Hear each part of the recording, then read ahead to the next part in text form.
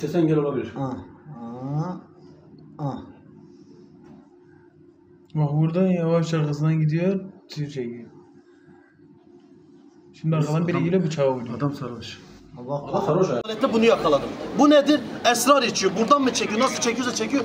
Bunu yakaladım. Tamam abi. Biri gelmiş köşeye katmış, gizlice sakmış oraya. Ara sıra gelecek buradan eroin çekip içecek.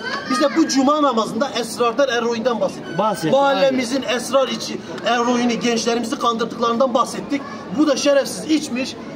Bu onun sahibi de olabilir. İçmiş, geldi arkadan bıçak sapladı. Abi biz çekilmeyiz. Davamızdan vazgeçmeyiz abi. Tekrar bahsederiz. Bıçaklansak da ölsek de bizim umurumuzda değil. Zaten biz böyle şeylere alışırız. Böyle şeyleri de bekliyoruz yani. Hiç umurumuzda değil. İslam'dan, Kur'an'dan, sünnetten bahsedeceğiz. Taviz de vermeyeceğiz. Bu kadar. Bu esrar eroinle de işimiz yok. Buradaki çocuklar hoca sayesinde olanları da yakalayacağız inşallah. Kimsin sen? Mesut. Bu mahallede mi oturuyorsun? Bıçağa karışmasın. Sen bu mahallede mi oturuyorsun? Tamam amca. Hacı. Karışmış. Hacı sen bu mahallede mi oturuyorsun? Sen nerede oturuyorsun? Sana soruyorum. Sen bu mahallede mi oturuyorsun?